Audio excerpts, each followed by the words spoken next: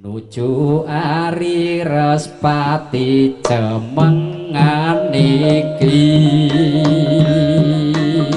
sesenting kelapa kelapa kanak semuda kenes ya mas ya mas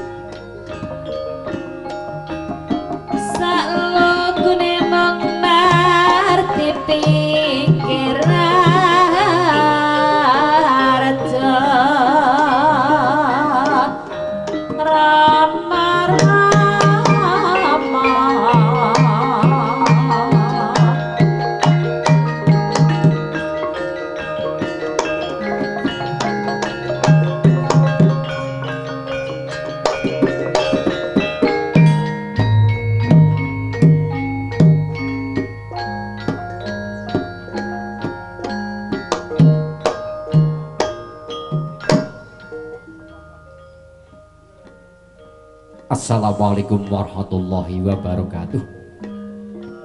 Alhamdulillahirabbil alamin. Wa bihi nasta'inu ala umuri dunya waddin. Khatamin nabiyina wa ala alihi wa ashabihi ajmain. Asyhadu an la ilaha illallah wa asyhadu anna Muhammadan abduhu wa rasuluh. Allahumma sholli wa sallim ala sayyidina Muhammadin abdika wa nabiyyika wa rasulika nabiyil ummi wa ala alihi wa sallim taslima bi qadri azamati dzatika fi kullin waqtin wahid. Wa qala Allah ta'ala fi kitabil karim a'udzu billahi minasyaitonir rajim bismillahirrahmanirrahim wa min ayatihi an khalaqalakum min anfusikum azwajan litaskunu ilaiha wa ja'ala bainakum mawaddah wa rahmah inna fi dzalika laayatil liqaumin yatafakkarun.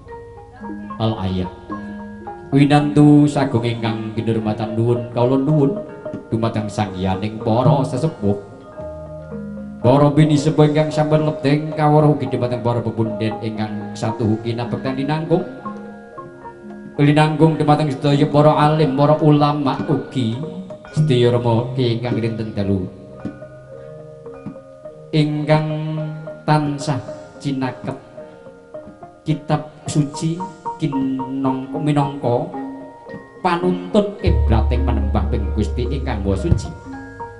Niki malikinipun kunjuk dumateng pependhan kula panjenengan Bapa wakiran dalasanipun ingkang hamengku gati ingkang tansah bagya mulya sumrambah sedaya para pirawuh kakung sumawana putri ingkang kanggo mastuti dumateng bebuyan ingkang taman hamid pasang aliman tepik mugi tinebening ila duni dumawang tawang-tawang linepatna siku dendan ingkang maha kawasa.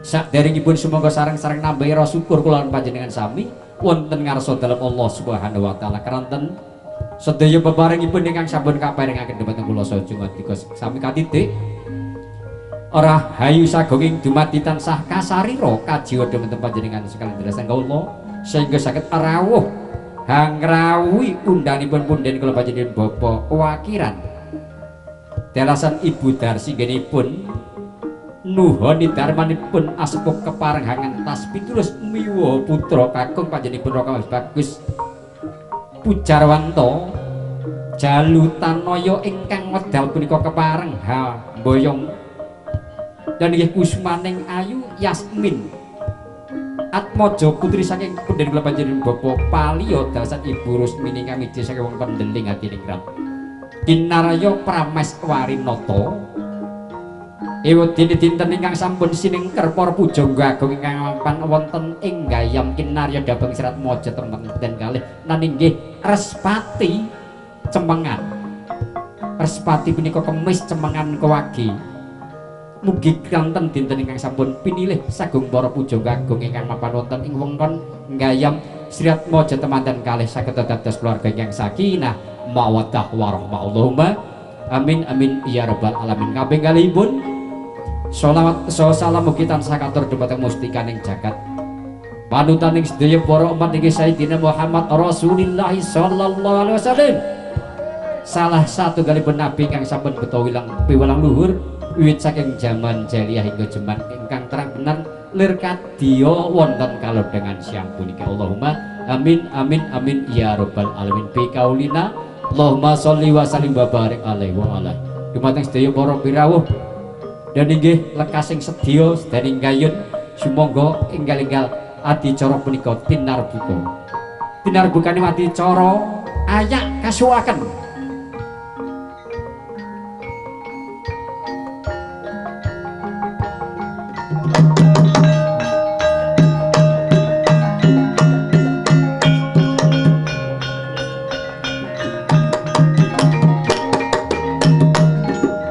Nggih gonging panuwun dumateng sedaya para pirawuh kinarya purwakanipun adicara nggih nyuwun ikhlasipun manah nyuwun ikhlasipun penggalih sumangga adicara punika enggal-enggal tinarbuka kalian wasan suratul Fatihah. Bismillahirrahmanirrahim. La hadri sayyidina wa maulana Rasulillah sallallahu alaihi wasallam. Wala khulin niatipun Pak wakiran ya Allah mugi panjenengan paring kaslamatan donya akhirat lan mugi sirat maujud temajan kalih saged dados keluarga ingkang sakinah mawaddah warahmah bi barokati al-Fatihah. A'udzu billahi minasyaitonir rajim. Bismillahirrahmanirrahim. Alhamdulillahirabbil alamin arrahmanir rahim maliki yaumiddin. Iyyaka na'budu wa iyyaka nasta'in ihdinas siratal mustaqim siratal ladzina an'amta 'alaihim ghairil maghdubi 'alaihim waladdallin. Rabbighfirli wa liwalidayya wa lil mu'minina amin. Mugi kanthi barokahipun waosan Fatihah adicara mangke saged lumambah kanthi lancar mboten wonten alangan satunggal punapa. Allahumma amin amin ya rabbal alamin. Nggih dumateng sedaya pirawuh kakung Sumon Putri. Nggih niki keluarga saking Deling sampun rawuh. Sampun nggih. Nggih. Jenengan saking Deling nggih. Jirine sindene wong rumangsaku mau loro. Allah, pangapunten nggih Bu nggih. Pangapunten Bu nggih, Pak, pangapunten ing kathah. Nggih dipunten sedaya para pirawuh kakung Sumon Putri kados-kados cecala ingkang sampun kala tampi bilih dawuhing serat maja temanten kalih kirang langkung tabuh setunggal. Mongko niki sampun tabuh 12 langkung sekawan dasa gangsal menit. Padha kelapora karo jamu Pak Di. Padha nggih. Heeh, padha. Heeh. Ngelingi yogane ini omahe waduh-waduh mulane ya sementing adicara ndang diwiti ngaten. Bu Darsi sampun sampun ganti. Sampun. Pak piye cek suwi dire. Pripun? Nggih, ndang mriki. Estu. Panjenenganipun wedal niku penting banget. Nek bahasanipun Inggris tim is money, waktu adalah uang. Jerene iki ngono aku mung nerokke nawangan Bu nggih. Ning tenan kok. Nyatane umpamane tukang son lho, umpamane wektune iki semene ngono ya wis diitung kok. Ya Mas nggih. Tenan. Wis apa wae wektu sing penting niku wektu niku tepat waktu. Nyatane kanca-kanca wau setengah 10 gamelan nggih sampun muni. Mula ya tenan. Nggih langsung menapa niku gamelan dipun tabuh kanca-kanca satriya muda niku tanggap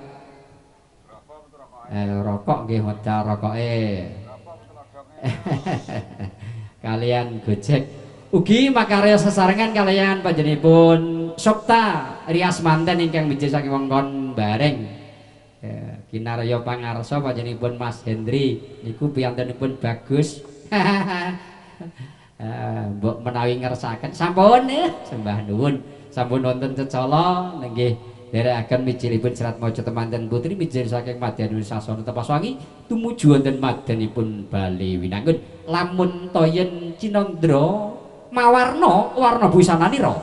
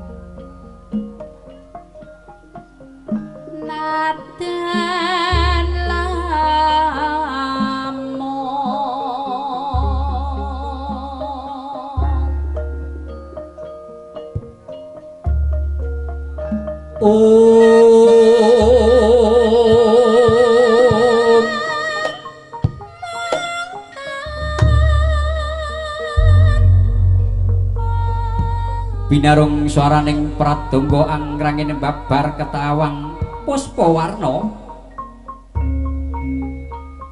ana Gandhara mangambar katyuping samirana manda lah punika ta warnane lah punika ta warnaning jejuwitaning pargyaning sang punika niki sirat maja temanten putri kepareng mijil saking madyanipun sasana tepaswani tumuju wonten madyanipun sasana bali winangun sirat maja temanten putri ngagem busana ingkang sarwa retna angimba busananing raja putri kating galebyar pating pancurat lamun kena sunaring pandam kurung angrenggani wonten madyanipun sasanadi tan mantra-mantra candrane Yayah Kartika asile pernah sirat maja temanten putri ngagem gelung malang rinenggon oncen sekar melati angagem cunduk mentol cacah pitutur dhuwur tengah menggo paralam pitu mugi sirat maja temanten putri saged nindakaken pitung perkawis ingkang saged tumuju wonten arahing kautaman kinarubya para kadang wandana miwah pinisepuh ingkang manggen wonten ngajeng kembak lah punika ta warnaning sang Suba Manggala lan iki Manggala Suba wenang sinebat Raka Mas Bagus Kicuk Sugiarto ginarubya para kadang tumas miwah Manggala satemaan ambe asri wonten madyanipun sasana pawiwahan tumuju wonten madyanipun sasana pawiwahan sirat maja temanten putri Daya kalenggahaken wonten madyanipun sasana palenggahan sinig kacarta gampilipun hanureng lampah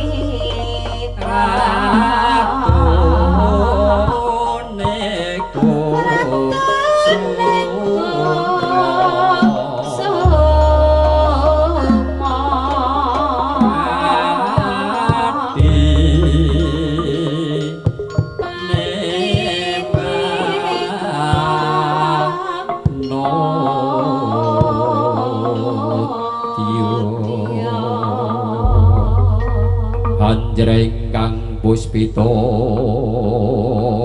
rum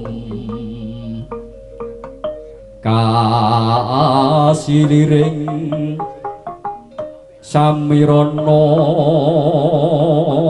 mbrek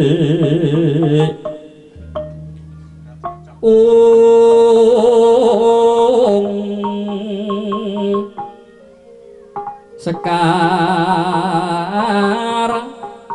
gadung ko ngas gandanyo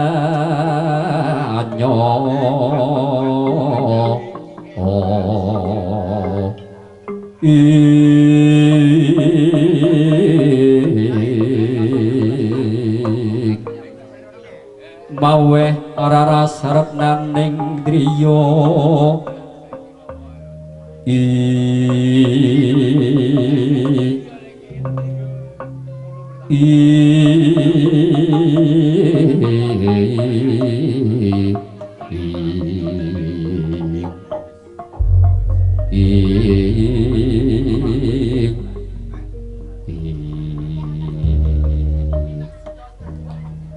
Ulus haraja biji serat mojo temanten putri mijil saking madyaipun sasana tepas wektu muju wonten madyaipun Bali Winangun. Lho nggih.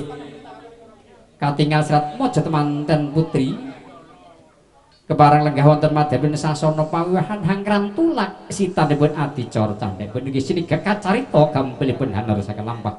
Kados sakadosipun titiwan cinipun panggihipun serat mojo temanten kekalih. Lho nggih. Daya kapratitisaken sing panjenenganipun Ibu Juru pengrakiting busana panjenenganipun Sukta Rias manten. Nggih panggihipun serat mojo temanten kekalih lamun to yen Cinandra Candrane Yayah Cantaka munyo ing wanci rendeng.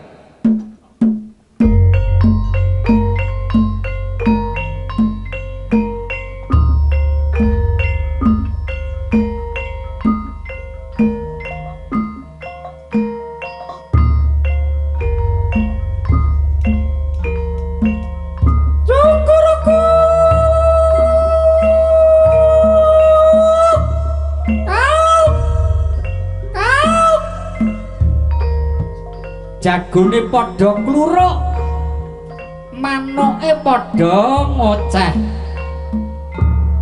kodhoke padha ngorek, jangkrike padha ngerik.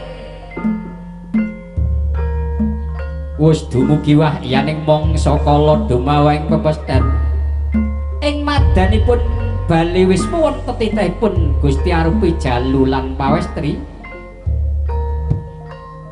Bangkit manunggalaken karasa mung sajuga ingkang cinipta amung sajuga ingkang cinipta mugi antuk bagya mulya wit donya prapteng delahan.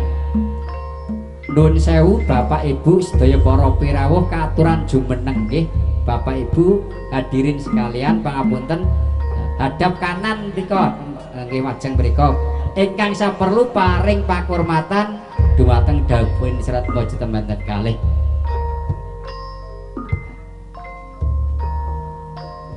Wis dumugi wahyaning mangsa kala dumawahing pepesthan ing madyanipun Bali Wisma wonten titahipun Gusti arupi jalu lan pawestri. Bangkit manunggalaken karasa mung sajuga ingkang cinipta. Giya sanget tempuhipun catur netra mahanani manunggalipun karasa amung sajuga ingkang cinipta mugi antuk bagya mulya wit donya prapteng delahan. Mugi antuk bagya mulya wit donya prapteng delahan. Giya sami pagut tinggal sirat mojo temanten kekalih giya kepareng hambalang gantal mring temanten putri ingkang winastan gondang tutur. Gantalan dumadi saking suruh kang temurose gunulung salebetipun isi jambenem ingkang tinangsulan lawe wenang mengku para lampita. Katresnanipun serat mojo temanten kekalih lir kadya suruh lumah urepe. Lamun to yen dinulu seje warnane, lamun to yen ginige tunggal rasane. Giya sami jawat asta serat mojo temanten kalih kepareng pinaringan donga mantra sakti saking panjenenganipun Ibu Juru pengrakiting busana. A'udzubillahi minasyaitonir rajim. Bismillahirrahmanirrahim. Barakallahu laka wa baraka alaika wa jama'a bainakum fi khair. Mugi kanthi barokahipun donga sirat mojo temanten kalih saged dados keluarga ingkang sakinah mawaddah warahmah. Allahumma amin amin amin ya rabbal alamin. Sirat mojo temanten kakung daya-daya tumuli kepareng minggah wonten sanginggilipun kayu kasta bondaru ingkang linurupan cindhe wilis ingkang linemekan aranipun pisang raja mingkok minangka para lempita Sirat Maja temanten kakung lir kadya raja sadina Ratu Sadalu Narapati sahari babasane wonten sangandhapipun tarepageng wonten wujudipun Bakara Kencana isi tirta wening pawening ingkang utaman katingal kambang-kambang kumambanging Tripuspita warna lan inggih melati mawar saha kanthil sigran jengkuing Bantala Sirat Maja temanten putri sedyaning kayun keparang hamiji samparanira Sirat Maja temanten kakung mengku pralempita boten wonten ingkang kepareng paring tetuntun mrih rahing kautaman kejawi sang binagus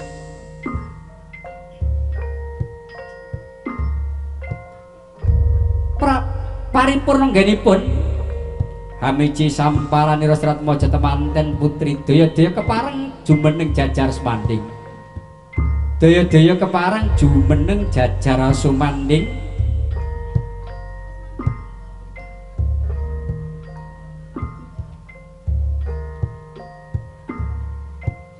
Sirat Maja temanten kekalih kepareng jumeneng jajar sumanding sigra sinikepan sindur warna arta lan seta sigra sinikepan sindur warna arta lan seta mengko para lampita Sirat Maja temanten kalih wani marang bebener wedya malang kanistan mugi wani marang bebener wedi marang kanistan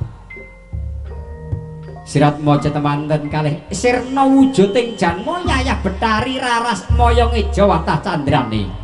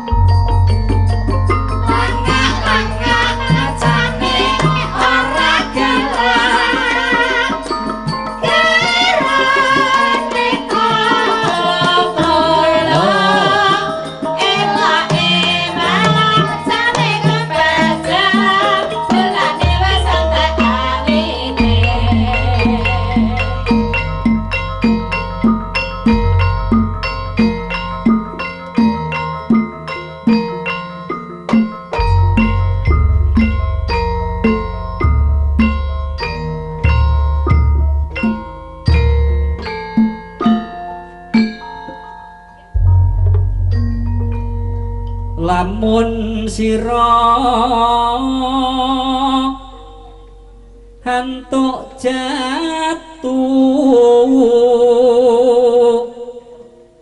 krami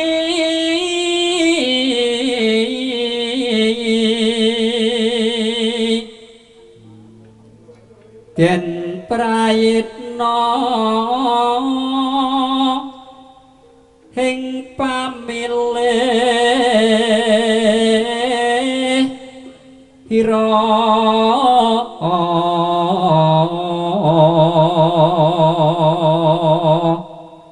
aja waton wadon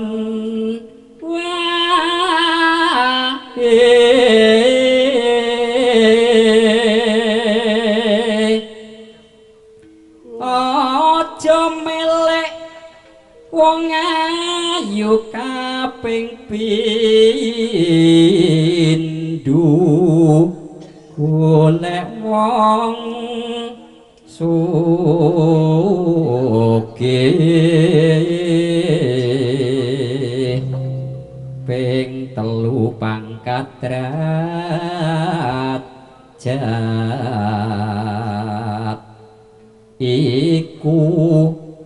iku bisa larut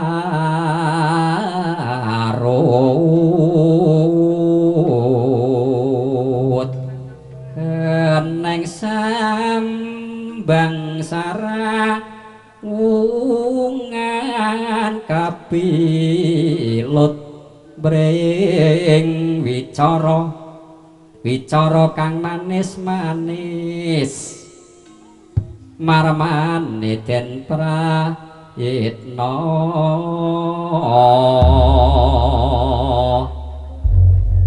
ngubengi kutha sakarose yayu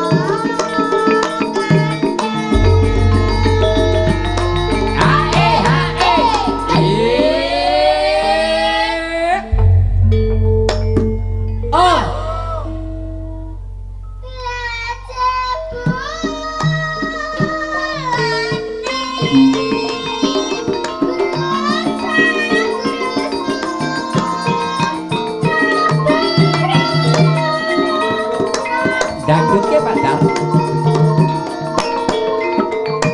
Oh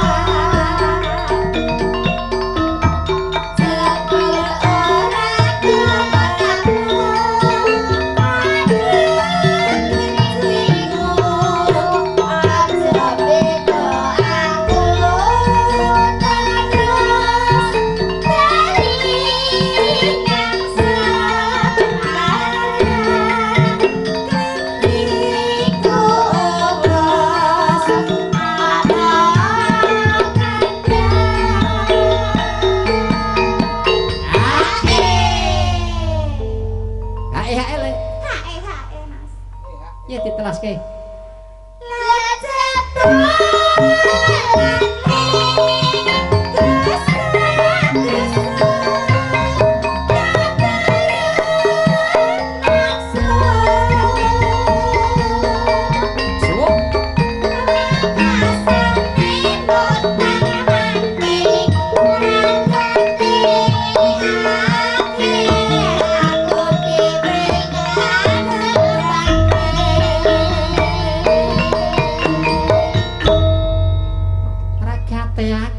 Dewe kang kebanting.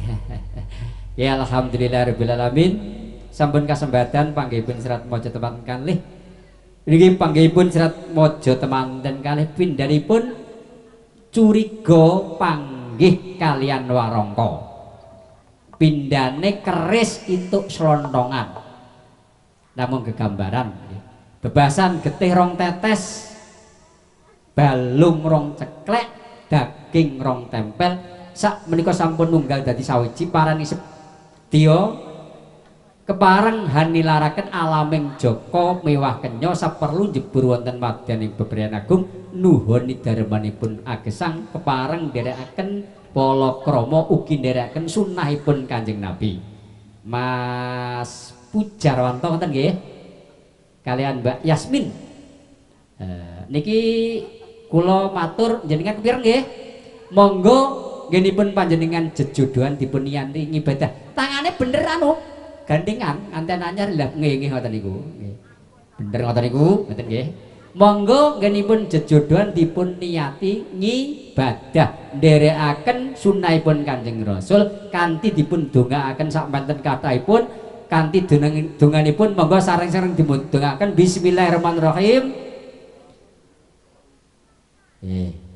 Barakallahu laka wa baraka alaika wa jama'a bainakuma fi khair. Mugi pernikahan panjenengan wal awalu wal akhiru tegese sepisan kanggo selawase saged dados keluarga ingkang sakinah mawaddah warahmah. Allahumma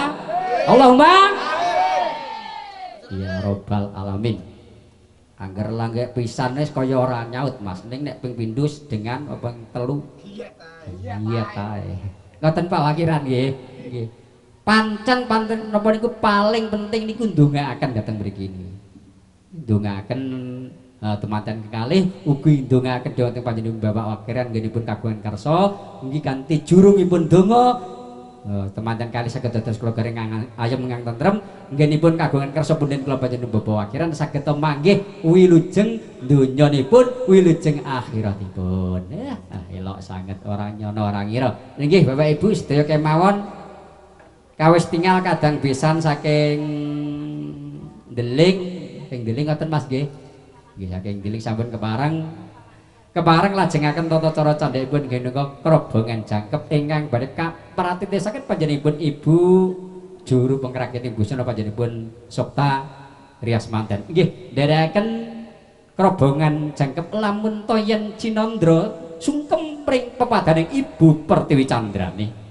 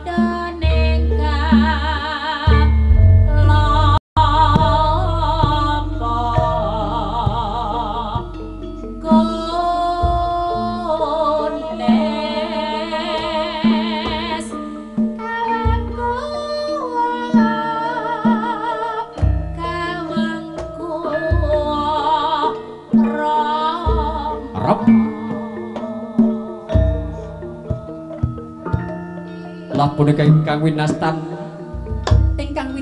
upacara krobongan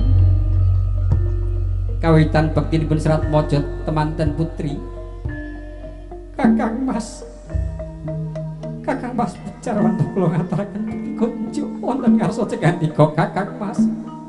Oh garwaku wong ayu jeneng sira ngaturake pangabekti marang pun Kakang wis tak tampa pangestunipun Kakang Wetampanana ya Yayi. Nun nggih Kakang Mas kula tampi asta kalih dadosaken jimat. Yayi garwanipun Kakang ayo ndak kanthi. Ayo ndak kanthi ngaturake bekti mireng Rama kelani ibu ngono Yayi. Nun nggih Kakang Mas badhe kula astakaken ning ngene Yayi. Sadurunge pun Kakang marang jeneng sira Yayi ngaturake pangabekti mara diage Yayi. Pusaka duwung sing mapan nang gegeripun Kakang mara diage loloset. Nun inggih badhe kula astakaken batobat.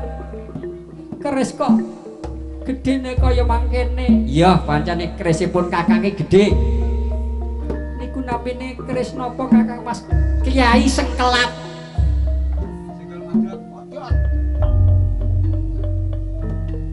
Daya-daya Serat Mojo temanten kekalih hanya ketipring panjenengan Rama kelan ibu.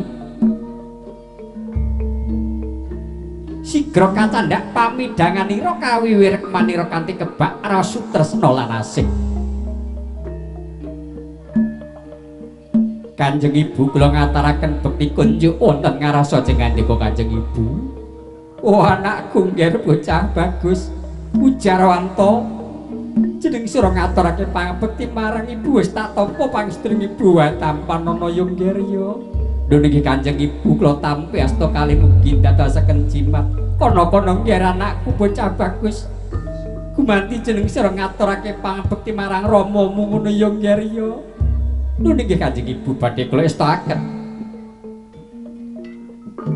Kanjeng Rama kula ingkang sowan kepareng ngaturaken bekti kunjuk wonten ngarsa jengandika Kanjeng Rama. Oh, anakku nggih bocah bagus Pujarwanto. Jeneng sira ngaturake pangabekti marang pun Bapa wis tak tampa pangestunipun Bapa Wetampanana. Lho nggih Kanjeng Rama kula tampi mesti dadosaken jimat kono-kono nggih. Anakku sakloron jeneng Sara Daya-daya ngaturake pangabekti mring Rama kelani bumi kami jisa kang mongkon deling ana Yonggirya. Lho nggih Kanjeng Rama miwah Kanjeng Ibu badhe kula estakaken jumbuh kalih ngendikanipun para winasis bilih jejering kodrat kaping sepisan kepareng ngaturaken bekti mring Gusti ingkang akarya loka mring Gusti ingkang akarya jagat nggih Allah Subhanahu wa taala. Kaping kalih jejering kodrat kepareng ngaturaken bekti mring Rama kelawan ibunipun ngengeti bilih panjenenganipun Rama kelawan ibu panjenenganipun sang ibu papan dunungipun nggonipun Yoga Brata laminipun Nawa Candra Dasari kinarya saged tumitah wonten ing alam padang. Kaping 3 jejering kodrat kepareng bekti mring Nusa Kelang Bangsa ingkang kaping 1 jejering kodrat kepareng bekti mring agaminipun. Dan nggih kepareng nindakaken salat gangsal wedal sedinten sedaya langkung prayogika tambah salat usunahipun. Ingkang kaping gangsal jejering kodrat kepareng ngaturaken bekti mring gurunipun. Dan inggih sang guru ingkang kepareng ngaturaken tetuntun mrihing rahing kautaman. Sini gekacarita gampilipun hantu selampah.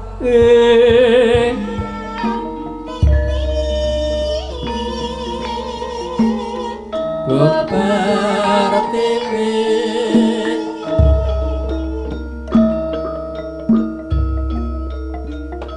sesuk tresna mring sesami bebar TV kangen seru mring Gusti.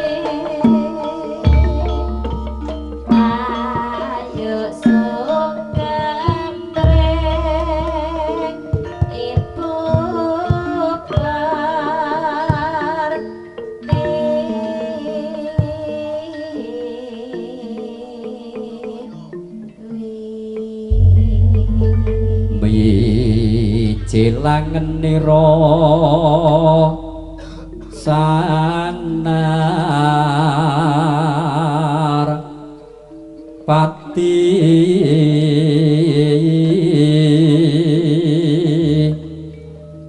solah ira-wingit.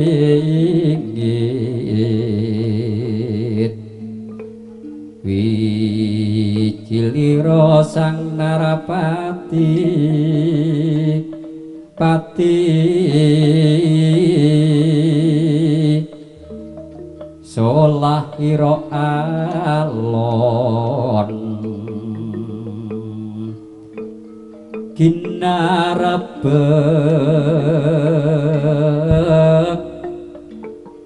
badaya warna nira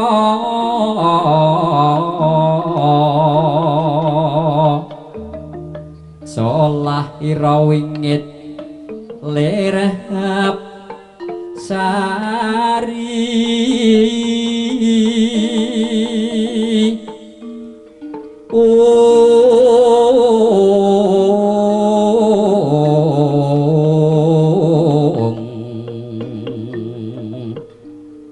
sang Narapati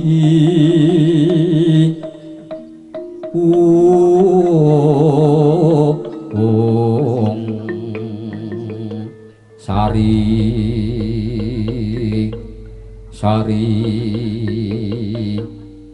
lirwida dari nurun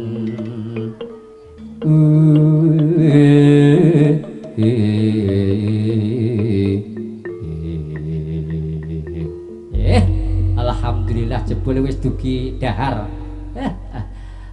panten anyari dahare ping 3 Mbak nggih kaping 3 kali gumantos Mas Pujarwanto nyasi dahar panjenenganipun Mbak Yasmin nek bahasa saniki nyuapin Mas Pujarwanto Mas panggilanipun Mas sinten Mas Wanto dipilihna Mas tembriku enten anu sing niku abang-abang sakniki niku rasane legi meniku legi maksudipun ngaten nggih dadi wonten rasa telu wong urip ki sing dikarepno golek legining urip ning entuk rasa legi ki mesti ya nek pedes asine ngoten nggih rak ngono ya caya heeh sok kala mangsa ya mrengut karo sing wedok nek ndeleng nggih wonten Bu sami mawon pripun mboten nggih ente yoga-yoga karo sindan. Nek ndeling tenan ora? Ndeling iki tenan kok bahagia. Yoga bar melek ngamuk. Sindan bojone kudu kelethak. Guyon Bu nggih. Guyon. Mulane tenan sing lanang mulane kober iso lemu. Bojone Mbak Yun kuwi mbah kenapa kuwi? Alah. Jan kudu tak kremus. Sujune balunge wis atos. Nggih ngaturaken gumbah nuwun kerobongan sampun sumangga nderekaken foto sesarengan nderekaken panjenenganipun Mas Endri nggih kinarya nderekaken foto sesarengan mangke kasusul saking keluarga Deling ngaten nggih paripurna foto saturda mangke keluarga saking Deling paripurna keluarga saking Deling mangke kasusul keluarga agung saking punden kula panjenengan Bapak Wakiran Miyono mriki ngaten. Ya lho sanget kinarya nderekaken foto sesarengan. Kala wau Mbak Alen sampun saiki sing kulon dhewe. Gerangane babonane iki kok nyinden. Jurakane niki. Jurakan kencur, Pak. Jurakan bodrok niku. Wis bapak enteng kana nderekaken aku njaluk rawani mbayari monggo nderekaken nderek sak kersane jenengan sing penting pinu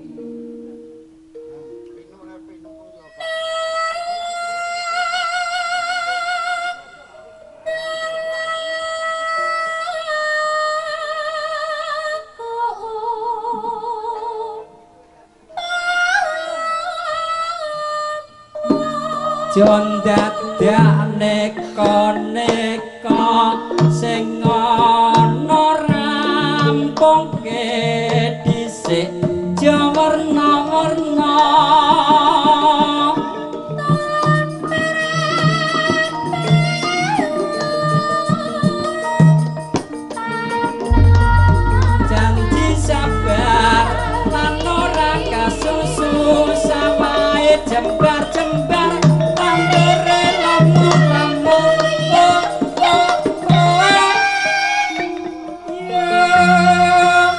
Yoga seneke melok senggak. Ya melok senggak. Ya terus kae.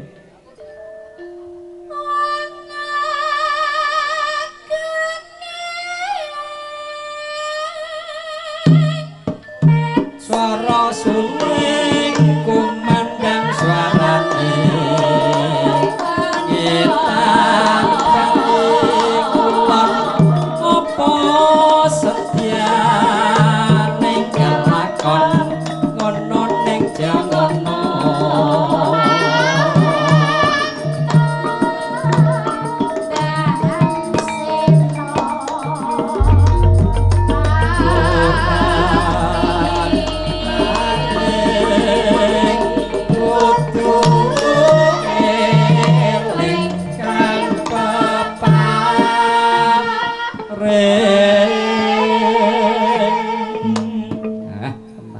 kudu eling ingkang peparing kesuwun Gusti ingkang Maha Kuwasa wonten. Ya diteraske Nggih Pak Bunari. Guru. Nggih. Ya. Kapati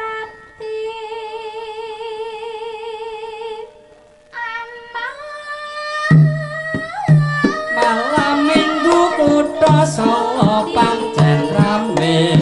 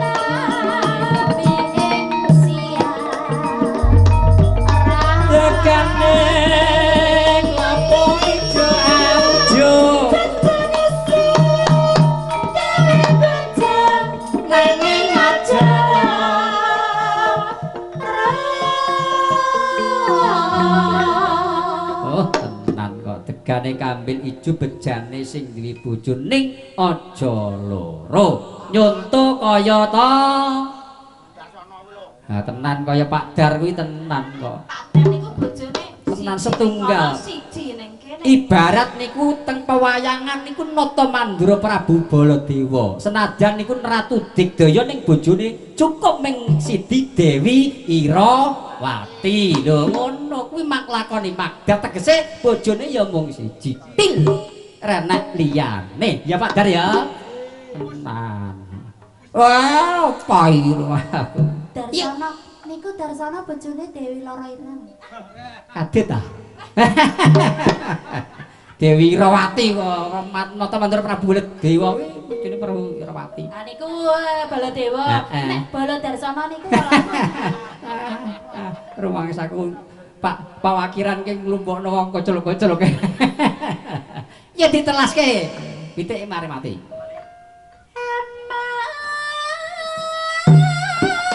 Pito pabrik ngono ning jangono aja nesuk-nesuk aja mepet-mepet liya. Suwuk.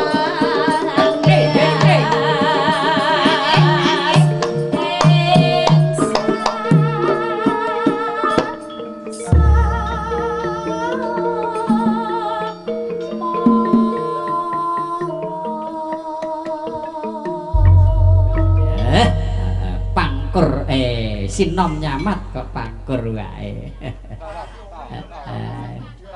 Jan lakone kesuk pluk nge pangkur ya Pak Dar ya.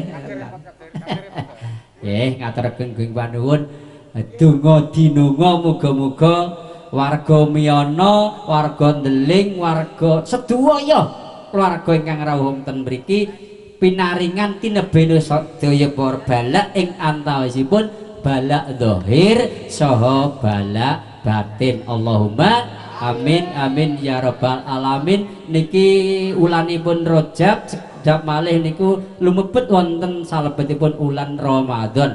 Mesti kabeh ya padha poso tenan kok wajib wong Islam. Rukun Islam sing kaping sekawan kuwi diarani nggih menika apa? Poso. Kabeh nggih padha poso nggih? Nggih. Sae napa sae?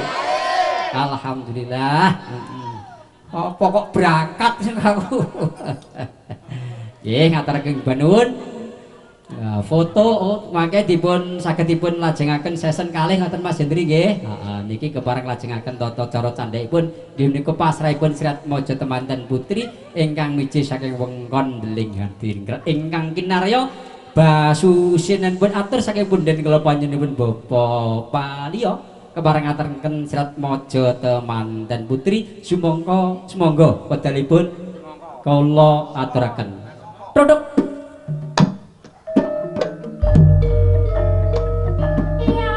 wakil saking Ndeling monggo.